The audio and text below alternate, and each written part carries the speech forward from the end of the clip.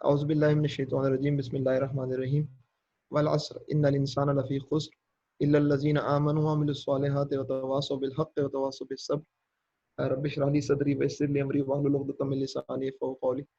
تو آج آپ کو جیسے کہ ٹائٹل میں نظر آ رہا ہے کہ ازدواجی تعلقات، میاں بیوی کے تعلقات جو ہیں وہ اور میاں بیوی کے رویے جو ہیں وہ مثالی گھرانوں کی تشکیل میں کیا رول ادا کرتے ہیں، آج ہم اس موضوع پر گفتگو کرنے چلیں.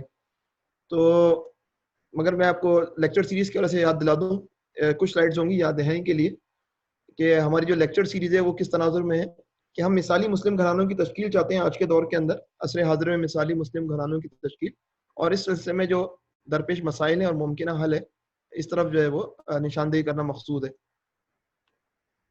اچھا، تو پس منظر کیا ہے لیکچر سیریز کا کہ انسانیت کی بقا کے لیے سب سے اہم اکائی یا یونٹ جو ہے ایک گھرانہ ہے، ایک فیملی ہے. اور اگر یہ فیملی کے اندر خرابی آئے تو بہت بڑا، اگر تمام فیملیز کے اندر آئے تو بڑے سطح پر جو ہے وہ انسانی معاشرہ تباہ برباد ہو کرے جائے. تاہم فیملی میں کھٹ پٹ ہونا جو ہے وہ کوئی نئی بات نہیں ہے، ہر دور کے اندر یہ مسئلہ رہا ہے. مگر جو جدید طرز زندگی ہے اس نے اس کھٹ پٹ میں اضافہ کر دیا ہے، یا اس کھٹ پٹ کے مقام یعنی فیملی ہی کو ختم کر دیا ہے. نہ رہے گا بانس نہ بجے گی بانسری، تو یہ صورتحال بن گئی ہے. تو مسلمان جو ہے وہ بھی دنیا کے اندر جو گلوبل کلچر ہے اس سے متاثر ہو رہے ہیں. تاہم مسلمانوں کے پاس دین حق ہے.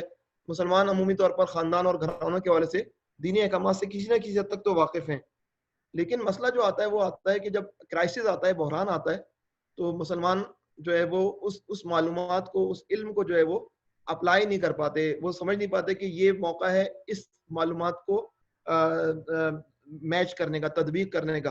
اور جب تطبیق ہو جاتی ہے تو اس کے بعد جو ہے وہ کہ یہ دونوں مطابقت رکھتے ہیں، تو پھر اس میں کیا سولوشن تھا، اس وقت کیا اسٹیپ لیا گیا، تو وہ اپلائی کرنا ہوتا ہے، وہ اطلاق ہوتا ہے، تو اطلاق نہیں کر پاتے. تو لیکچر سیریز کا ہدف اور مقاصد کیا ہے کہ ہم ایک فیملی یا ایک گھرانے کی اصلاح کریں، اور مقاصد جو ہے وہ قرآن و سنت کی روشنی میں ہم اس بات سے واقف ہوں کہ ایک مسلم گھرانے کے مقصد وجود کیا ہے، اور ایک مثالی مسلم گھرانہ جو ہے وہ اس کے اندر جو مختلف ممبران ہیں ان کے حقوق و فرائض کیا ہیں. تو ایک اور پہلو یہ ہے کہ جو مثالی رویے ہیں قدیم اور جدید تاریخ سے ہم کامیاب کیس اسٹڈیز کی تلاش کریں. تو یہ ساری چیز، یہ دو مقاصد ہیں کہ ہم جو ہے وہ مسلم گھرانے کی طرف اور پھر مسلم گھرانے کے حوالے سے ہم جو ہے وہ تاریخ میں موجود جو ہے وہ کامیاب کیس اسٹڈیز کی تلاش کریں. پہلا لیکچر جو تھا وہ آئیڈیل مسلم گھرانے کے حوالے سے ہی گفتگو تھی، اور یہ عبدالحامد بھائی نے کیا تھا، پرسکون گھرانے کا قیام اور ہماری ذمہ داریاں. یہ تربیہ اکیڈمی، آن لائن تربیہ اکیڈمی کی یوٹیوب چینل پہ یہ لیکچر موجود ہے. اچھا، اس کے بعد جو دوسرا لیکچر ہوا تھا وہ پرسکون گھرانے کی تشکیل کے لیے کمیونیکیشن گیپ کے خاتمے کی اہمیت، یہ میں نے گفتگو کی تھی. اس میں پرسکون گھرانے اور کمیونیکیشن گیپ کے حوالے سے گفتگو ہوئی تھی، اور یہ بھی جو ہے وہ یوٹیوب پہ موجود ہے. تیسرا لیکچر جو ہے وہ ہمارے رویوں کا پرسکون گھرانوں کی تشکیل میں کردار، اور اس کے اندر بہرحال والدین اور بچوں کے آپس میں مثالی رویوں پہ بات ہوئی تھی. ابتدا میں جانوروں میں بھی بات ہوئی تھی کہ ہمارا جو جانوروں سے تعلق کٹا ہے اس کے نتیجے میں جو ہے وہ ہماری کیپیبلٹیز میں کس طرح کمی آئی ہے ریلیشن شپ بلڈنگ کے اندر، اور اس کے بعد جو ہے وہ ہم نے بچوں کے پر آ گئے تھے. تو یہ جو ہے وہ تیسرا لیکچر تھا ہمارا.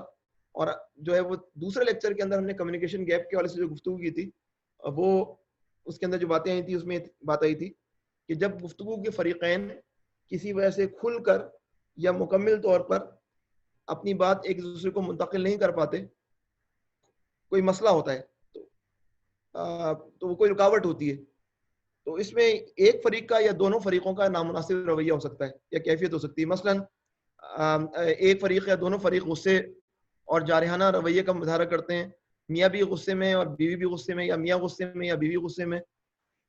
ایک فریق کا دوسرے فریق سے خوف ہے، بیوی جو ہے وہ شوہر سے ڈری ہوئی ہے. ایک یا دونوں فریقوں کا ایک دوسرے پر اعتماد ہے، اعتماد کرنے کا مسئلہ ہے.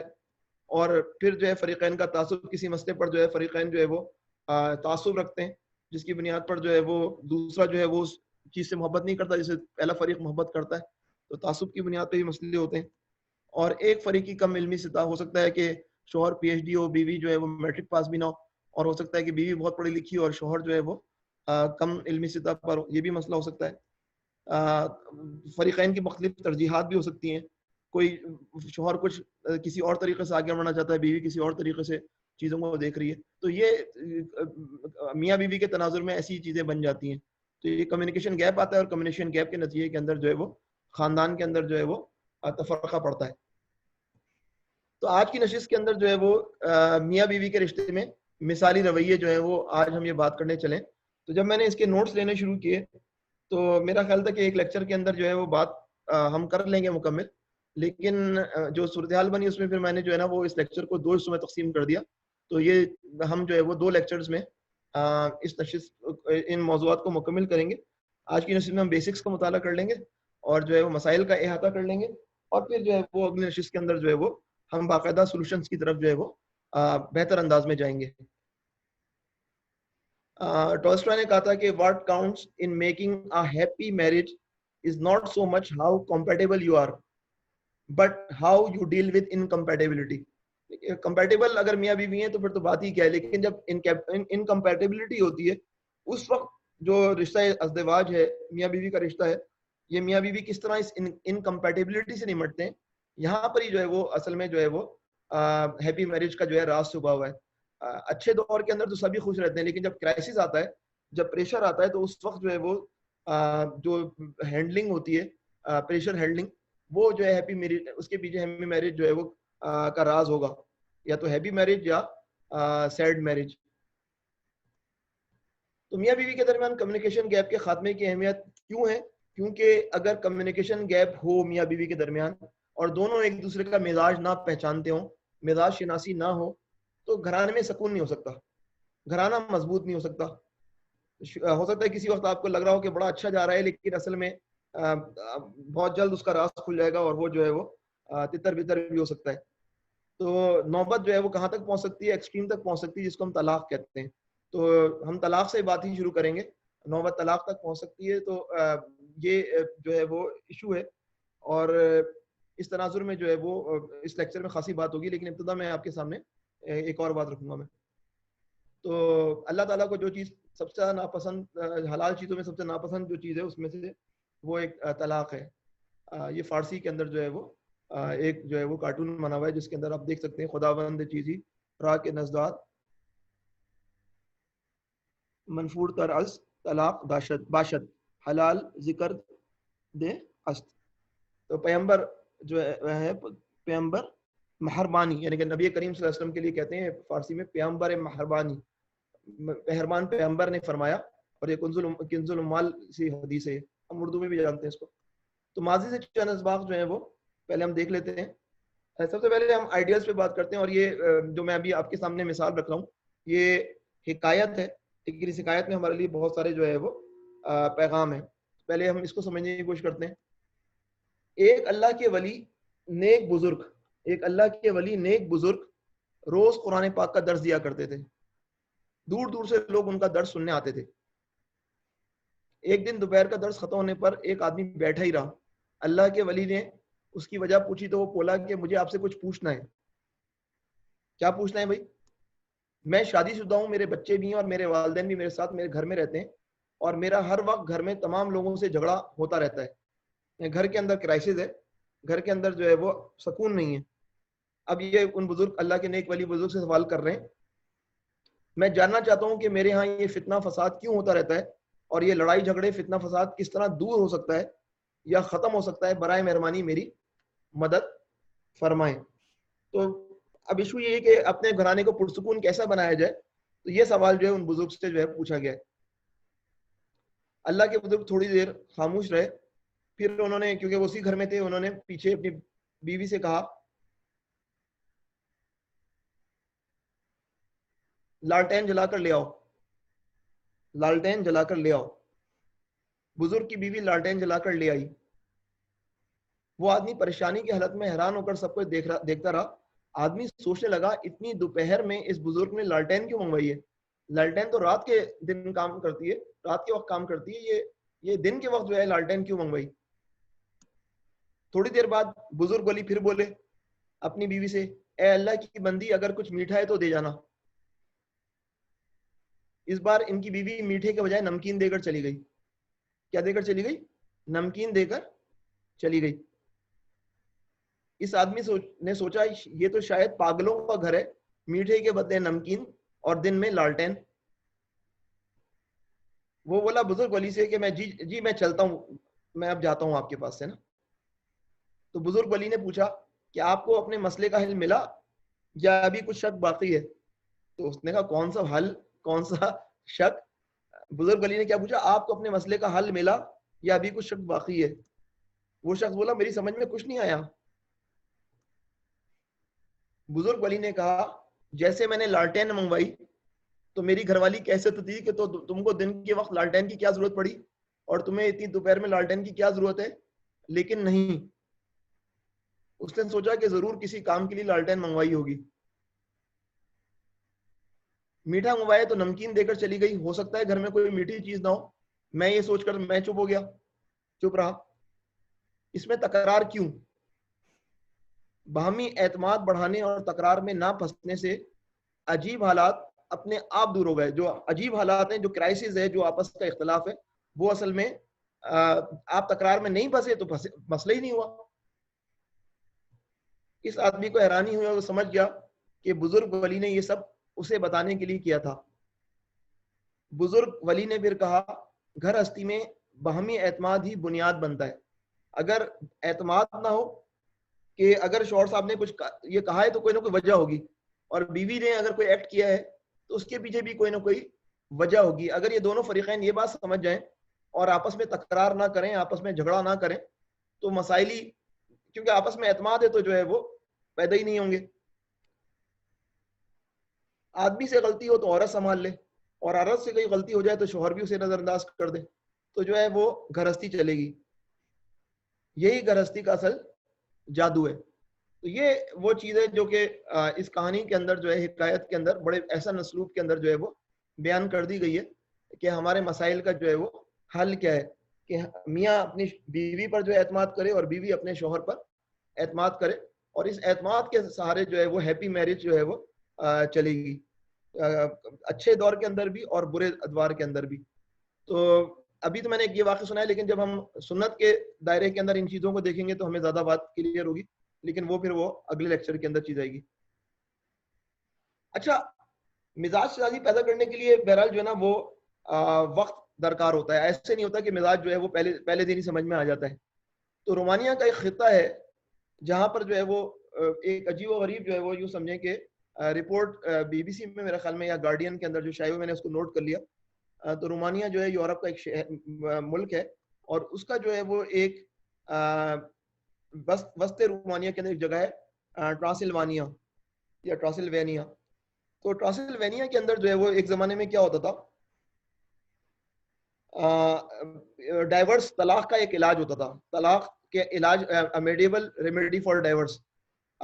It may sound like a nightmare, but record shows that this form of marriage counseling in Transylvania was rather effective. तो जो मेडिवल एरिया यानी कि मिडिल एजेस, इनको ये लोग तारीख दौर कहते हैं। तारीख, आज का जदीद इंसान कहता है कि जो मिडिल एजेस हैं ये तो तारीख दौर था इंसानियत का। उस दौर के अंदर जो है वो इस ट्रांसिल्वेनिया के अंदर जो है वो तलाक का एक इलाज था, और वो तलाक का इलाज जो है वो आज के इंसान के लिए एक डरावना ख्वाब है, लेकिन ये डरावना ख्वाब जो है बहुत कामयाबी से जो है वो ट्रांसिल्वानिया में काम करता था। तो जो है वो उसकी रिपोर्ट जो है वो रिपोर्टर ने दी है। तो स्टीफन, ये 11 जुलाई 2017 को जो है ये मजमून शाया हुआ था। तो इसके अंदर जो है वो एक विलेज है जो कि ऐसा लगता है कि उसमें टाइम जो है फ्रीज हो गया है। तो उधर जो है वो अभी भी जो है वो घोड़ा गाड़ी चलती है, और जो है वो पुराने ज़माने का देहात थोड़ी सी तरक्की कर गया है। लेकिन at the heart of the village, a 15th century fortified church towers over the surrounding structure from its hilltop perch. तो उसके अंदर जो है उस विलेज के कल्ब के अंदर जो है या सदर के अंदर जो है वो एक 15वीं सेंचुरी का एक जो है वो चारों तरफ से किलाबंद जो है वो चर्च है। तो उस चर्च के ग्राउंड के अंदर along one of its fortification wall is a small building with room inside barley larger than a pantry. तो उस बिल्डिंग, उसकी एक बिल्डिंग के एक दीवार के साथ जो है वो एक कमरा है जो कि जो है वो लार्जर देन पेंट्री है। पेंट्री वो जगह होती है जहाँ पर यूं समझे किचन नुमा होती है, کھانے پینے کی ساری اشیاء جو ہے ادھر رکھی ہوئی ہوتی ہیں. تو وہاں کیا ہوتا تھا اس کمرے کے اندر, اس بلڈنگ کے اندر اس کا جو ایک کمرہ ہے, for 300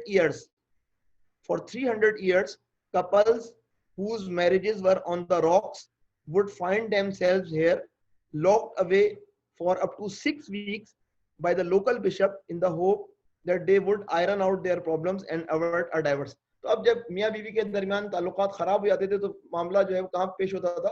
بشپ کے پاس. بشپ جو ہے وہ ان کو کہتا تھا کہ تم لوگ جو ہے وہ اب اس کمرے میں قید ہو, اب تمہیں ادھر ہی رہنا ہے. اور زیادہ سا مدت جو ہے وہ 6 ہفتے تک ہوتی تھی, یعنی 6 ہفتے تک اگر مسئلہ ریزالو نہ ہو تو اس کے بعد جو ہے وہ طلاق واقع ہو جائے گی. تو اب جو ہے وہ اس کمرے کے اندر جو ہے یہ لوگ رہتے تھے میاں بیوی, اور آئیڈیا یہ تھا کہ آپ ایک دوسرے کے مزاج کو پہچانیں گے اور سمجھیں گے. تو it may sound like a nightmare, but record shows that this marital prison was rather effective. تو یہ جو یہ جیل تھی جس کے اندر میاں بیوی کو پھر ساتھ رہنا پڑتا تھا, تو اس وقت کیا ہوتی تھی؟ thanks to blessed building, جو priest کیا کہہ رہا ہے, in the 300 years that Beaton had the bishop seats, we only had one divorce. تو یہ جو پروسیس تھا, اس کے نتیجے میں اس ولیج کے اندر 300 سال کے اندر کل کتنی طلاقیں ہوئیں؟ ایک طلاق ہوئی. in the 300 years there has been only one divorce. تو یہ اس طرح کا کمرہ ہے جو کہ وہاں پر the prison was sparsely equipped with a table, ایک ٹیبل ہوتی تھی, اور جو ہے اسٹوریج چیسٹ تھا, اور جو ہے وہ سنگل بیڈ تھا. اس طرح کی جو چیزیں تھیں, اور اس کے اندر جو ہے میاں بیوی کو زیادہ تر 6 ہفتے تک گرفتار رہنا پڑتا تھا, اور اس کے بعد جو ہے وہ فیصلہ ہو جاتا تھا کہ طلاق ہونی کہ نہیں. اور ان کا دعویٰ ہے کہ 300 سال کے اندر صرف ایک طلاق جو ہے وہ ہوئی. تو کہنے کی بات یہ ہے کہ جو ہمارا ماضی ہے, جس کو ہم سمجھتے ہیں کہ ہمارے بزرگ جو تھے وہ خاصے کم پڑھے لکھے تھے, ان کو کیا پتا انسانیت کا, انہیں کیا پتا کہ زندگی کا, وہ خاصی عقل مند تھے. اور ہم جو ہے وہ جن چیزوں کو دیکھ رہے ہیں وہ شاید جو ہے وہ ہماری پرابلمز جو ہیں وہ ہمارے بزرگ ہماری طرح کے انسان تھے, اور وہ بھی ان پرابلمز کو فیس کرتے تھے, اور انہوں نے اپنے مسائل کو بہت خوشصوصی سے ٹیکل کرنے کی کوشش کی. اب آپ کے سامنے میں ایک مثال اور رکھتا ہوں سورۃ التحریم سے. اب سورۃ التحریم کے اندر جو ہے وہ رول ماڈلز اور اینٹی رول ماڈلز کا بیان ہے. رول ماڈلز اور اینٹی رول ماڈلز کا بیان ہے. تو یہ آیت نمبر جو ہے وہ 10, 11 اور 12 سورۃ التحریم کی. اس کے اندر جو ہے اللہ تعالیٰ نے جو ہے وہ امرات نوح کی بیوی اور نوح علیہ السلام کی بیوی اور لوط علیہ السلام کی بیوی کا تذکرہ کیا گیا. کانتا تحت عبدین, کہ ہمارے بندوں کے نیچے تھی وہ, اور وہ بندے کیسے تھے؟ من عبادنا صالحین. لیکن ان لوگوں نے کیا کیا؟ خیانت کی, اور پھر یہ تعلق کہ انتہائی نیک شوہر ہے کچھ کام نہ آیا, اور کہا گیا کہ ان کو جو ہے وہ جہنم میں داخل کیا جائے.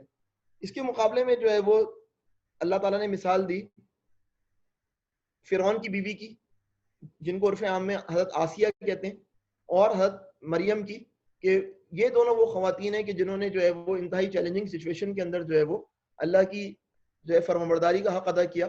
تو دو جو ہے وہ ان 3 آیات کے اندر جو ہے وہ اینٹی رول ماڈلز ہیں, اور 2 جو ہے وہ رول ماڈلز ہیں. رول ماڈلز حضرت آسیہ اور حضرت مریم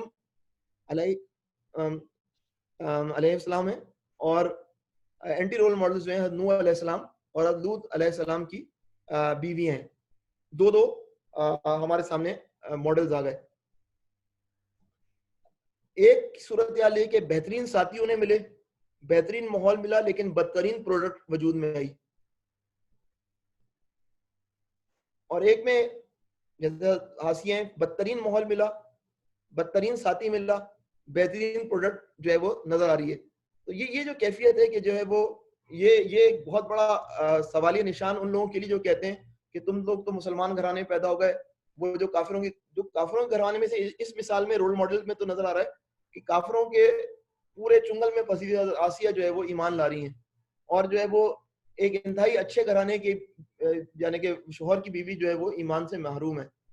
تو اس سے میں بات کیا ثابت کرنا چاہ رہا ہوں؟ ابھی میں طلاق کی بات کر رہا تھا, اور طلاق کی بات سے میں سورۃ تحریم میں نکل آیا. تو حضرت نوح علیہ السلام حضرت لوط علیہ السلام کے درمیان ایک مشترک بات ہے. اگر آپ غور کریں اور وہ مشترک بات کیا ہے کہ دونوں کی بیویاں جو ہیں وہ اس پیغام کو نہ ماننے والی جو وہ لے کر آئے. دونوں نے جو ہے نا وہ اس پیغام کو نہیں مانا جس پیغام کے لیے یہ دونوں انبیاء کھڑے تھے. دونوں حق اور دعوت حق کی کسی نہ کسی طرح مخالفت کر رہی تھی. دونوں حق اور دعوت حق کی کسی نہ کسی طرح مخالفت کر رہی تھی.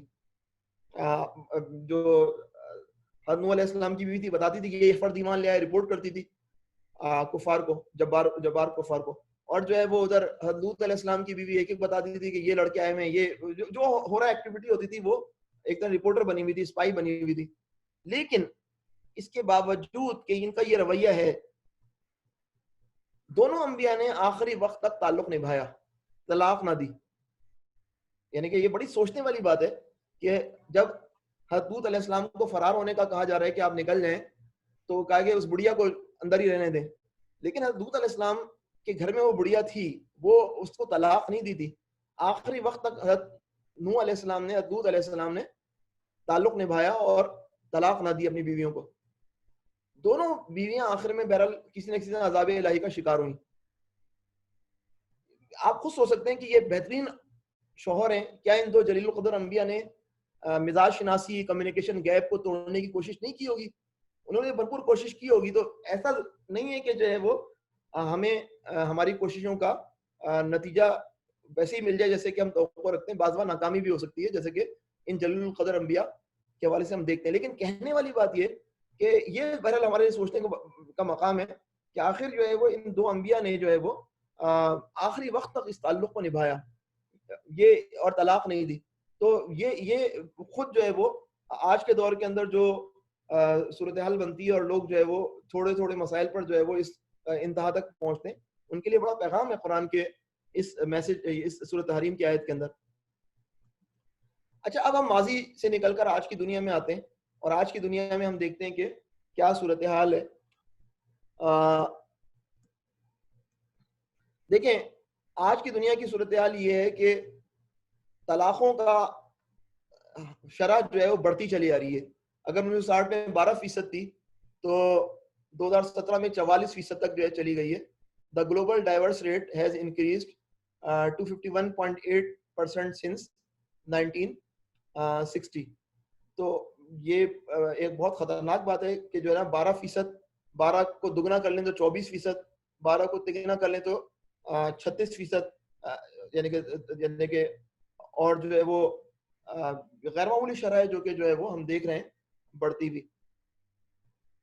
اس کی وجہ کیا ہے؟ سوال یہ ہوا کہ یہ وجہ کیا ہے. پہلے کے زمانے کے لوگ طلاق کے معاملے کے اندر سینسیٹیو تھے, اور آج جو ہے وہ طلاقیں اتنی زیادہ کیوں ہو رہی ہیں؟ پاکستان کے اندر کیا صورتحال ہے؟ 2019 کے اندر جو گیلپ ہوا تو اس کے اندر جو ہے وہ 58% پاکستانیوں نے کہا, 3 in 5 Pakistani says that divorce rates have increased in recent times in Pakistan. تو 58% لوگ, جو کہ اب یہ اندازے ہیں, اور ان میں سے 58% لوگوں کا خیال یہ کہ پاکستان کے اندر ڈائیورس طلاق کی شرح میں اضافہ ہوتا جا رہا ہے. تو آپ دیکھ رہے ہیں کہ صرف 11% کی رائے یہ ہے کہ اس طلاق کی شرح میں کمی آئی ہے.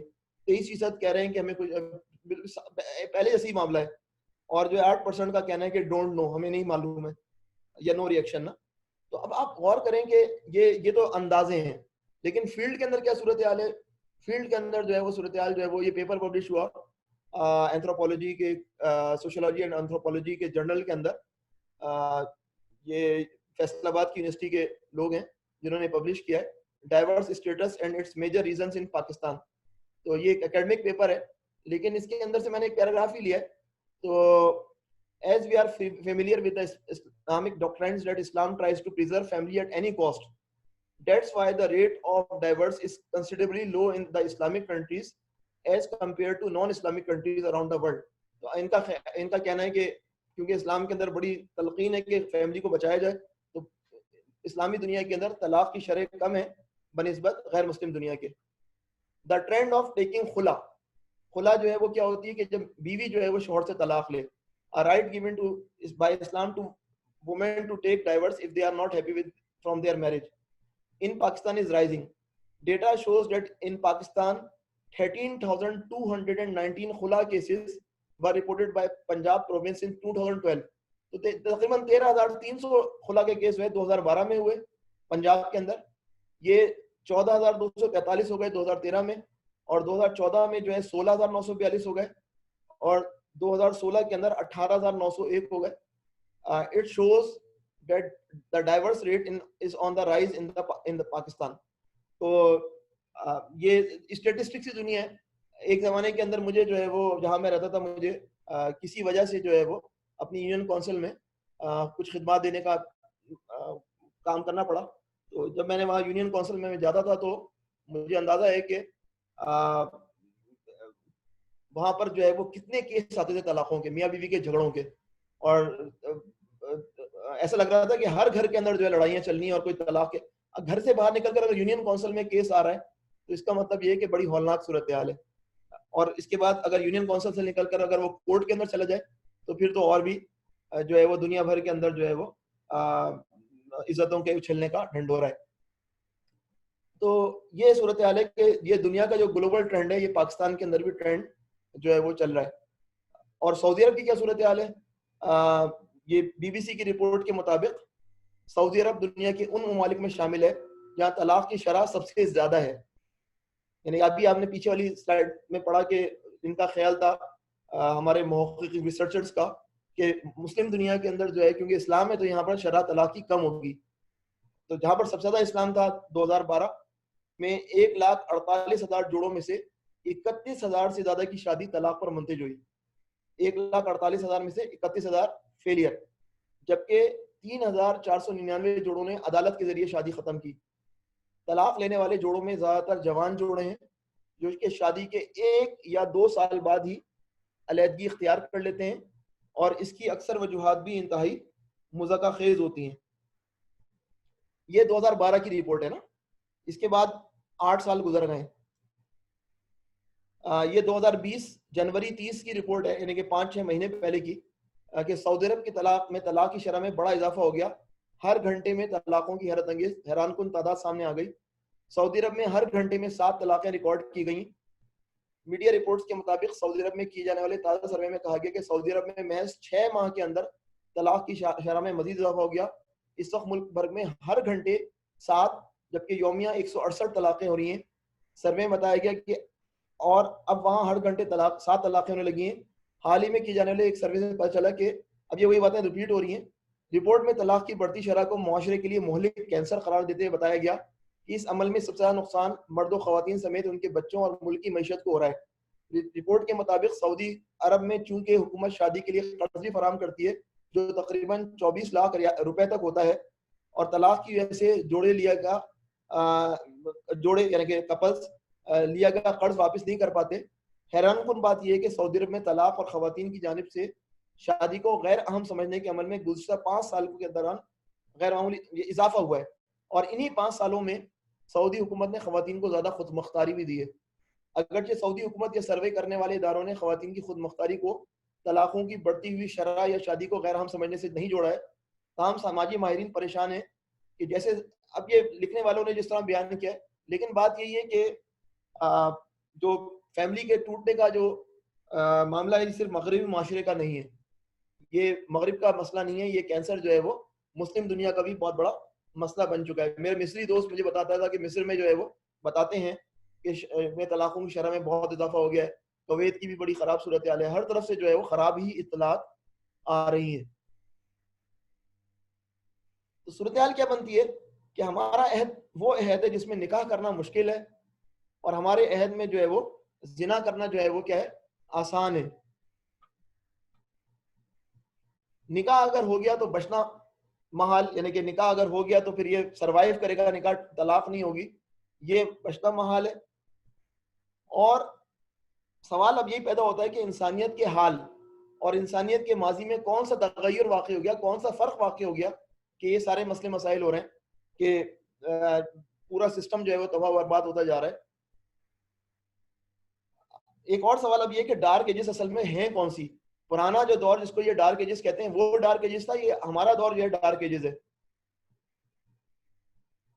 تو اب پیچھے ایک سلائڈ میں جو ہے بات کرنے والوں نے بات کی کہ یہ وومن امپاورمنٹ ہے جو کہ مسئلہ بن رہا ہے, جس کے سے جو ہے وہ طلاقیں ہو رہی ہیں. ہو سکتا ہے یہ مسئلہ ہو کہ جو ہے وومن امپاورمنٹ کا بھی جو ہے وہ مسئلہ بن رہا ہو.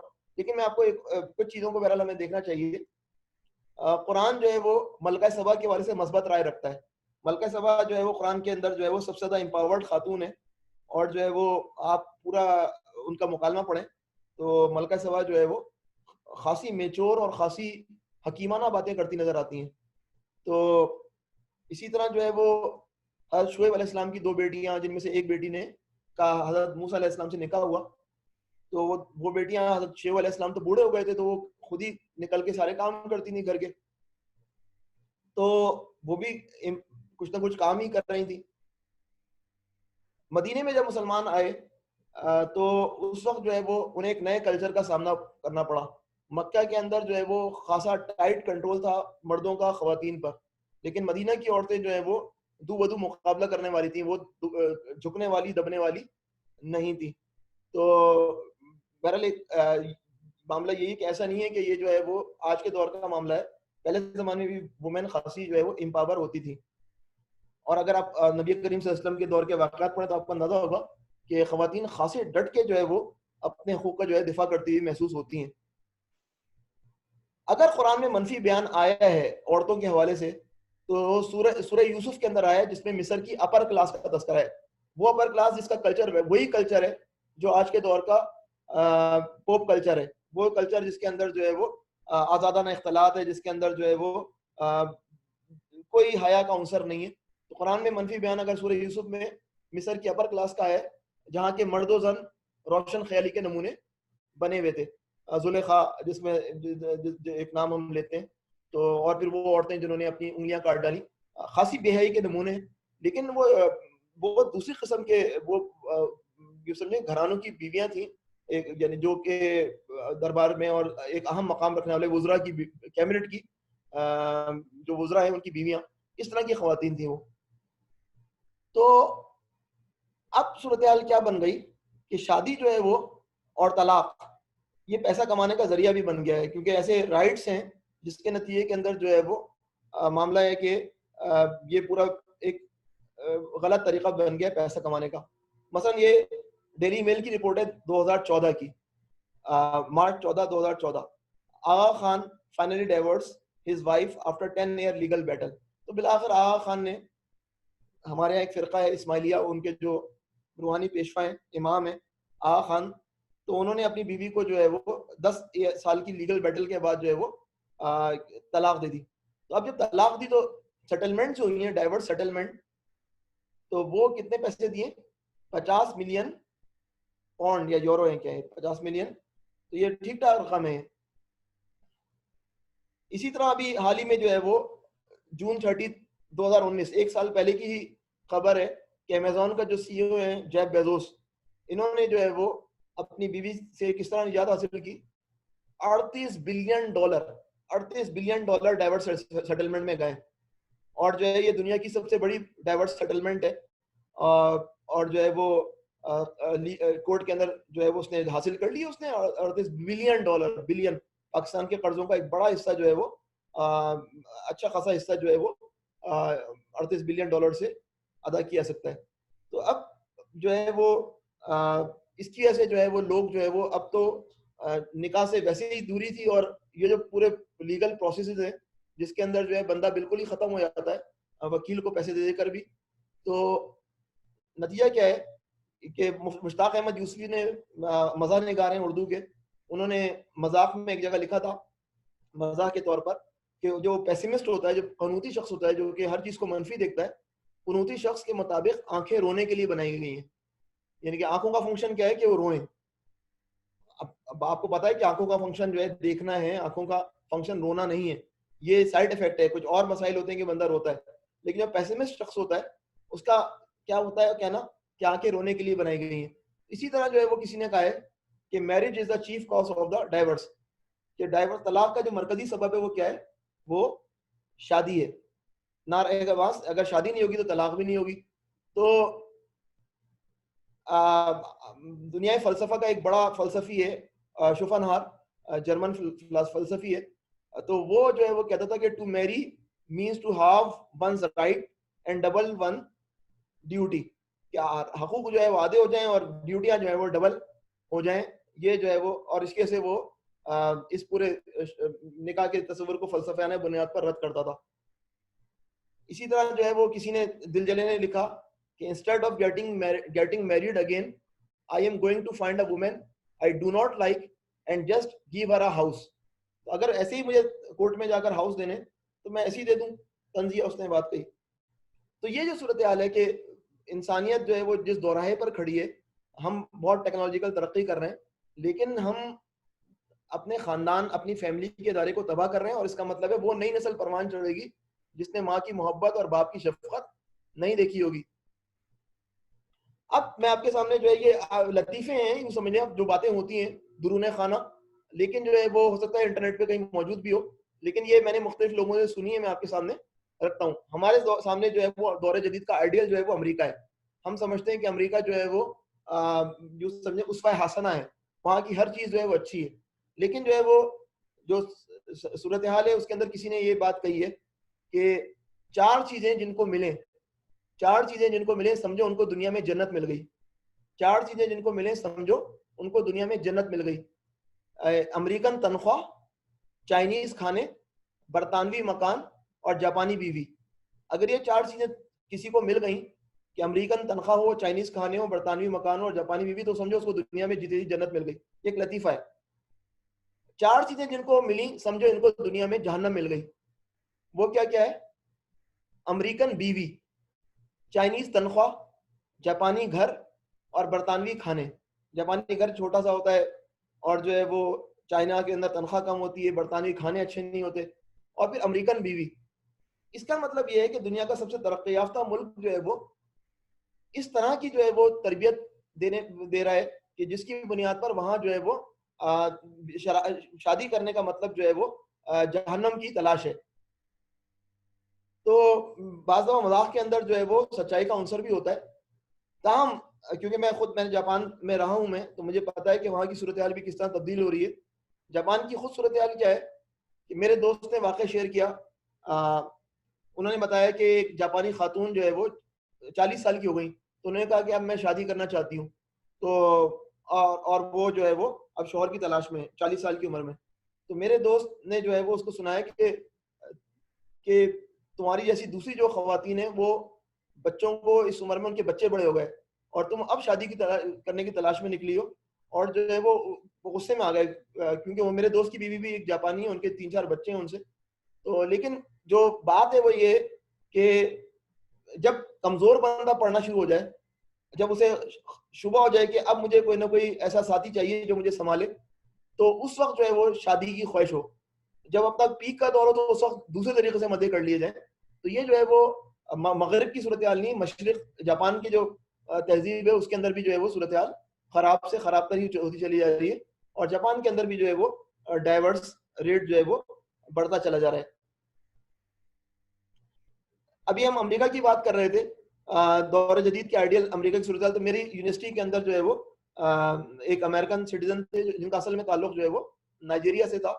تو وہ جو ہے امریکہ میں خاصی عرصے رہ کر آئے تھے, یہاں پڑھانے آئے تھے, تو وہ مجھے بتاتے تھے امریکہ کے متعلق باتیں.